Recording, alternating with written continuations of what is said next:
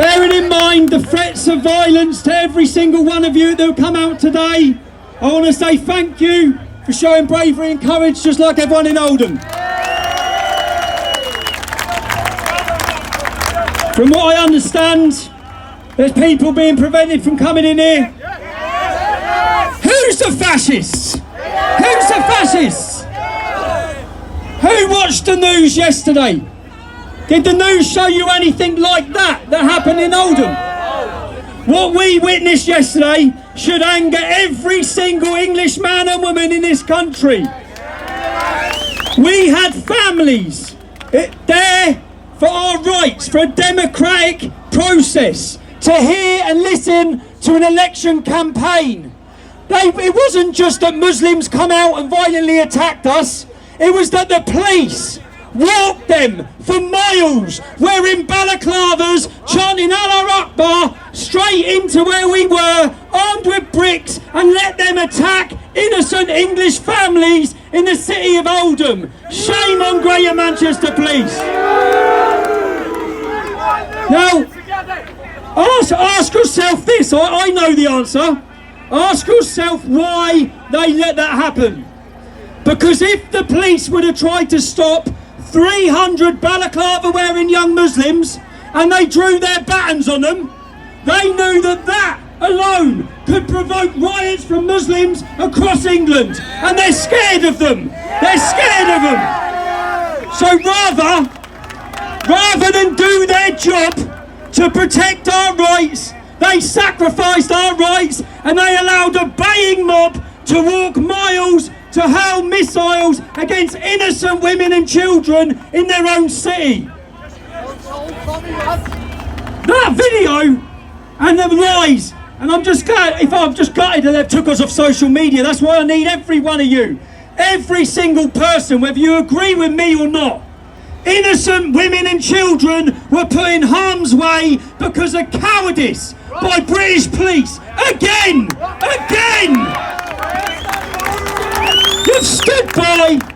They have stood by while our daughters are raped in towns and cities across this country, and they're still standing by. They're still acting like cowards. And this is not an attack to the individual police officers on the street. I spoke to many police officers yesterday in Oldham who were disgusted. This is political policing from the top. Cowardice from the top.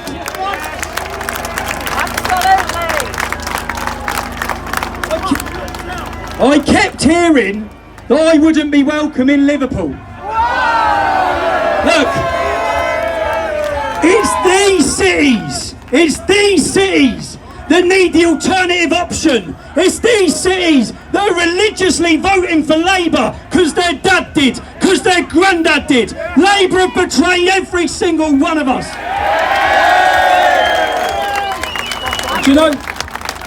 And do you know what? I went to the Liverpool game in the Champions League, yeah?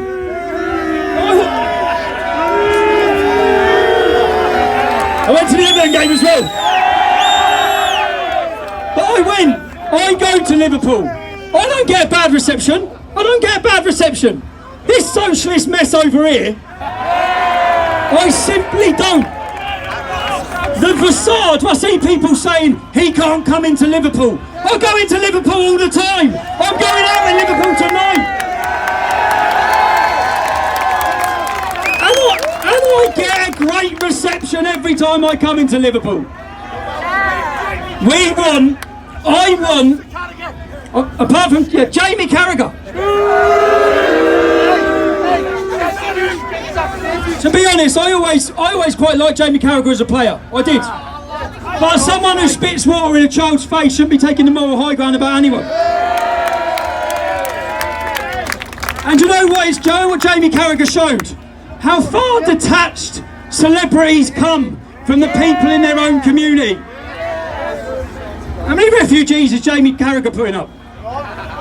Does Jamie Carragher live near a mosque? No, of course he doesn't. He's got a Cheshire house in Cheshire!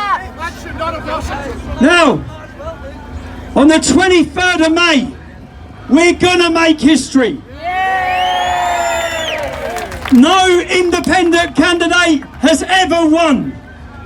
The reason why independent candidates before have stood for themselves. We are a movement of people. There is something that they underestimate about every single one of us, and I smile about it because they just can't get their heads around it. They try everything they can for 10 years, for a decade, to stop this movement.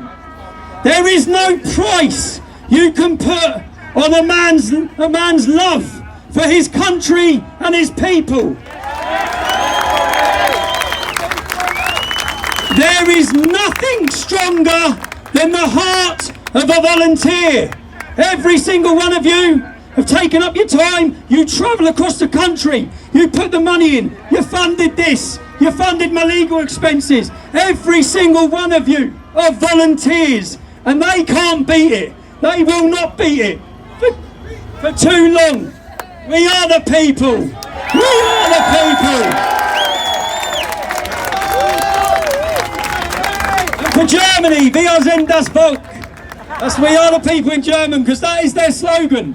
In East Germany, when they marched against communism to bring down the wall, they peacefully walked every Monday.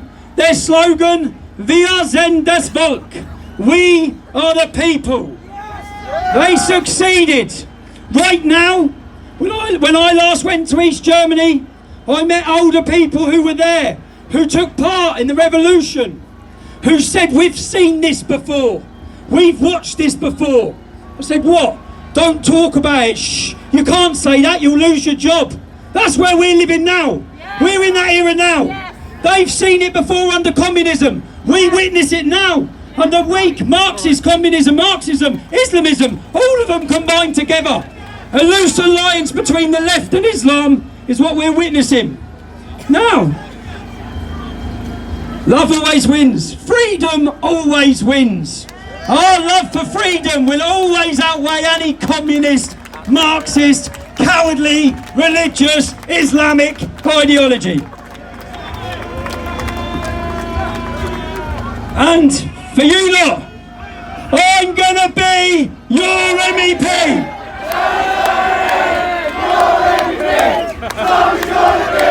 Your MEP. Tommy's gonna be your MEP.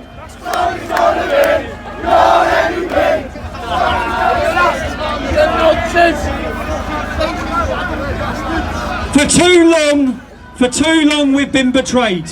The people of this country have been betrayed. I keep talking about class.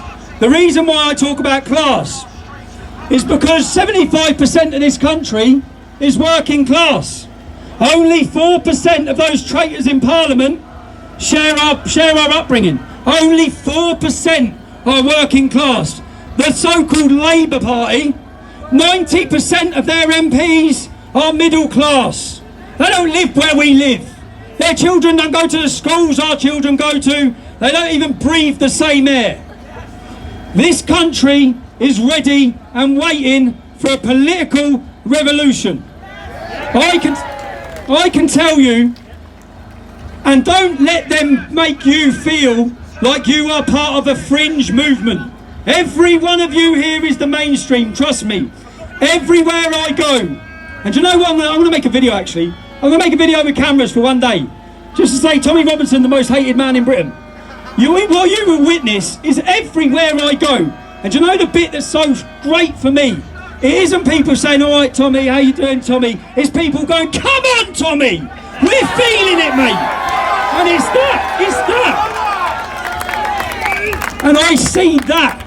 So I know that I'm passionate about it, I believe in it, but then I can see how many other people, the mainstream, are feeling it, they're waiting for it. And our biggest problem is getting our communities politically motivated. Getting us driven, getting us politicised.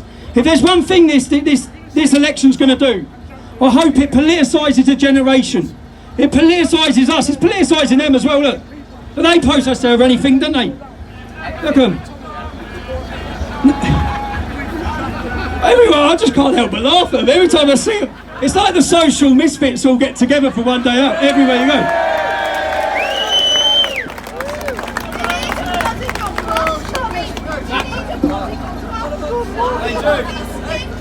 If I get elected, I'll make sure it's compulsory that they have to wash. Now, what power does an MEP have? This is the question. None! The whole thing's a joke. You know, even if I win, your victory speech when you get elected is allowed to be 60 seconds. How can I tell people about all the Northwest problems in 60 seconds? How can you? The whole thing is a facade set up to pretend to all of us that we have some say in that dictatorship that is the European Union. And then they keep telling us about how much money the European Union's invested. I hear about Liverpool, the regeneration of Liverpool. It's our money.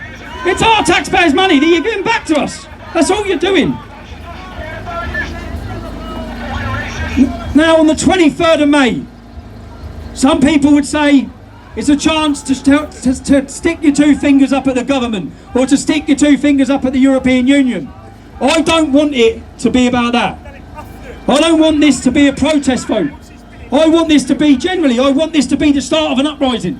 I want this to be looked back upon as on a date where they, and you know what, if we do this, we will inspire so many people in our country. The people who don't think it's possible, the people who don't think we can succeed, the people who are sitting there, like every one of us have been at some point, thinking it's too late, thinking what can you do?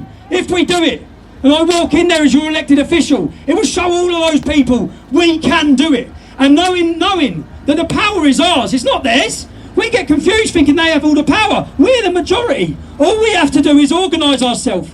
If we can travel after the 23rd of May, if I can travel to working class communities, to Labour's heartlands, and I can show them there's an alternative voice here, and that alternative voice, they can't even question this. There's one thing that they even know.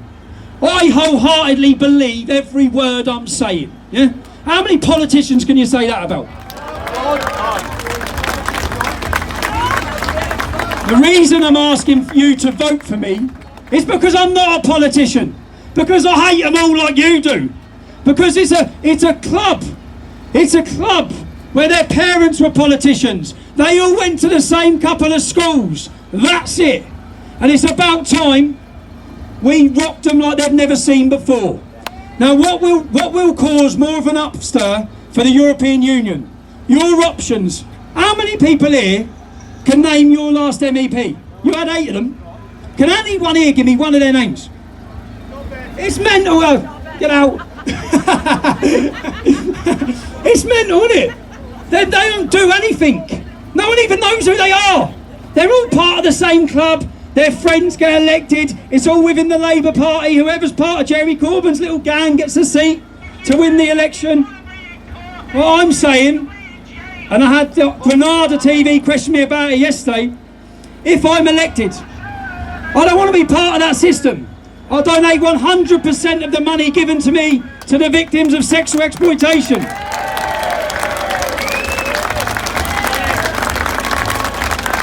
Do you know, there's so many shocking things about the EU that I find out. Do you know how much tax they pay? If you get elected as an MEP, you get £96,000 a year. 12% tax, all the way. We all pay 20% basic, and then you go up to 40%. They have given themselves the biggest tax break in Europe. They're laughing at us. They are laughing at us. Every time there's an election, they're laughing at us. Look what they've done with Brexit. When I talk about betrayal, because all this has become about betrayal, we've witnessed for years the betrayal of free speech. We've witnessed the betrayal of our daughters. We're now witnessing the betrayal of our armed forces, putting them up for conviction for fighting terrorists in Northern Ireland. And the ultimate betrayal of all, democracy. And they think they can get away with it. They're laughing. I'm asking every one of you, on the 23rd of May, let's wipe the smiles off their faces, man.